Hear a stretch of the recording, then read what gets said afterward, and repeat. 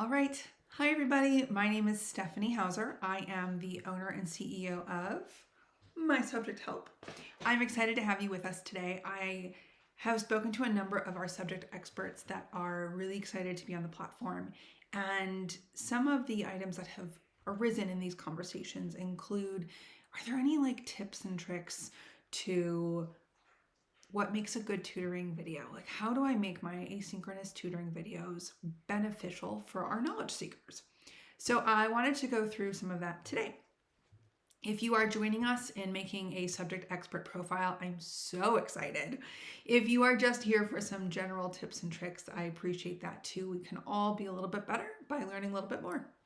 All right, so what we'll kind of go through are some things that you need to think about in terms of where to start. I've broken it down into three main aspects. The first one is what areas often create more questions.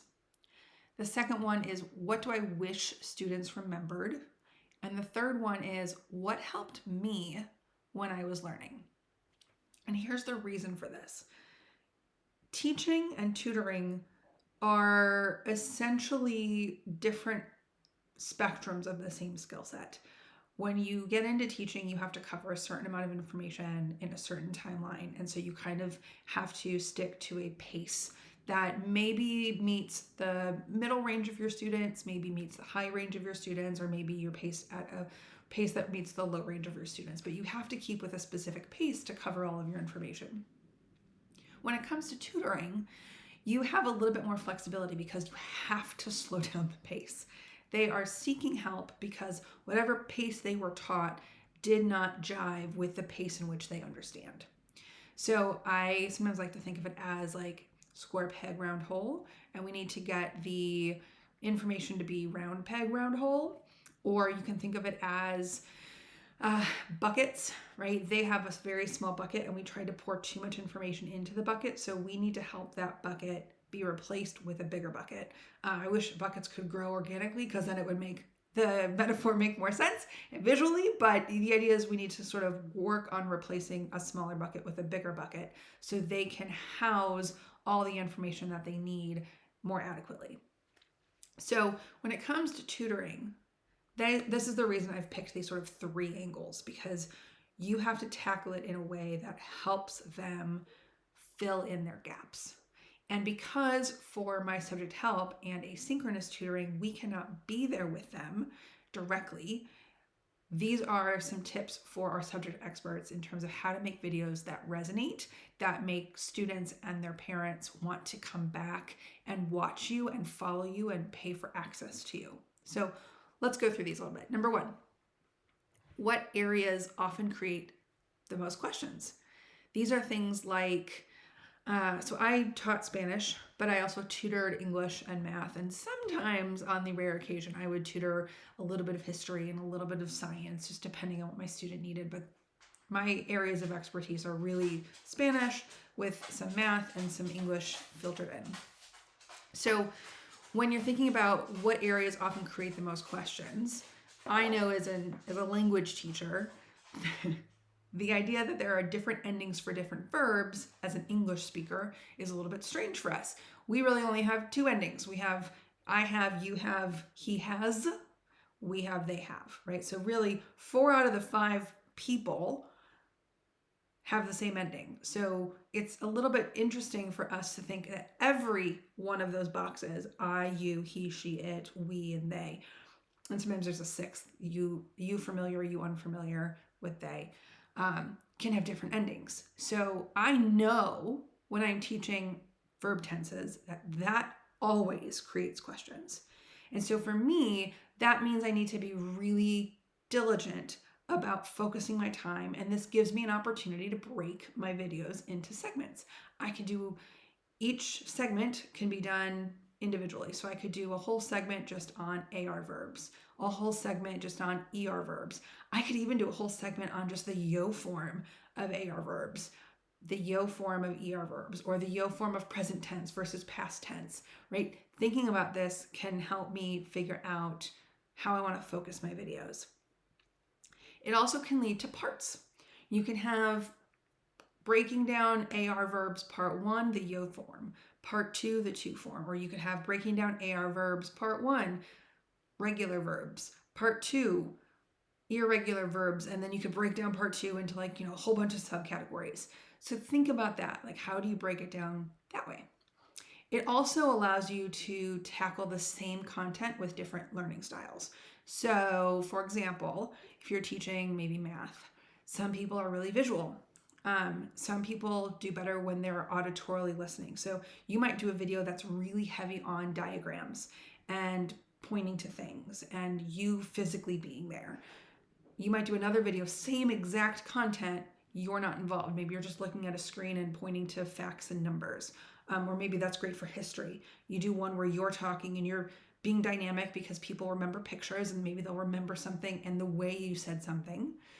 Maybe you do another video where you're just looking at facts and figures on a PowerPoint or on a screen that you created. So it's less the visual you and more the visual topics. Different learning styles also lend themselves to different videos. Same content, more opportunity for the student to learn. Number 2, what do I wish students remembered? This is not necessarily the same as number 1 because I know students are going to have questions about verb tenses. I wish they would remember that in the past tense, in the preterite, the yo form has an accent mark.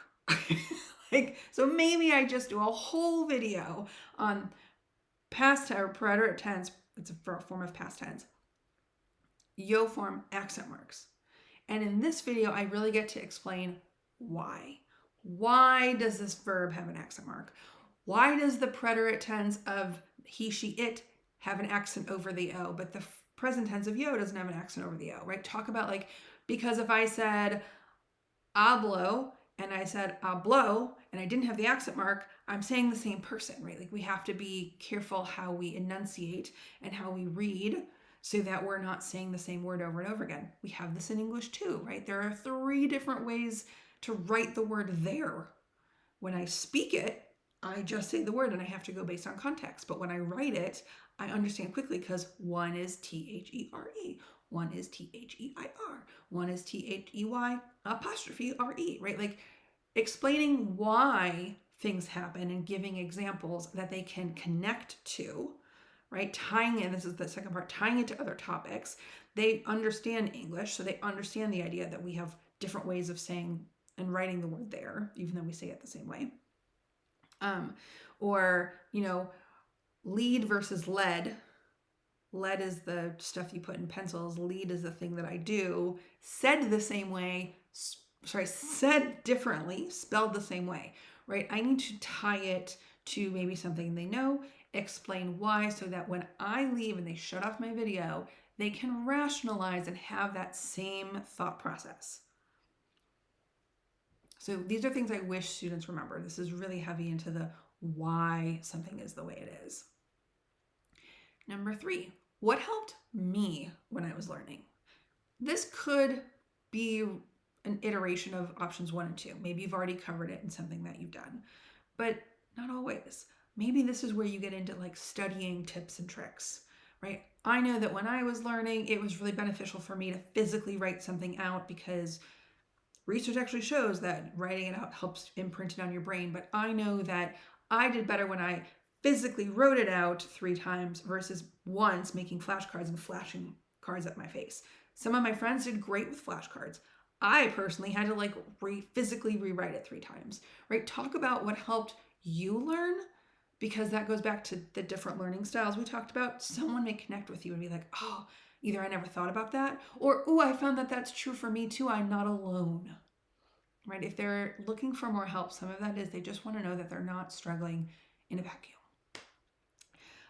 This is also, if you did learn something from somebody else, be sure that you give them credit. Sometimes we don't know where something comes from. We just know the alphabet song. Everyone knows A, B, C, D, E, F, G, right? It's not really credited to anybody.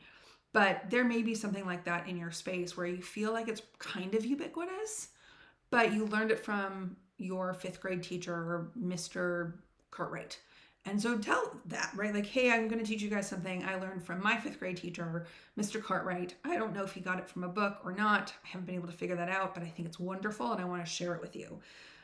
We try really hard not to take someone else's ideas as our own. It's actually a really big no-no.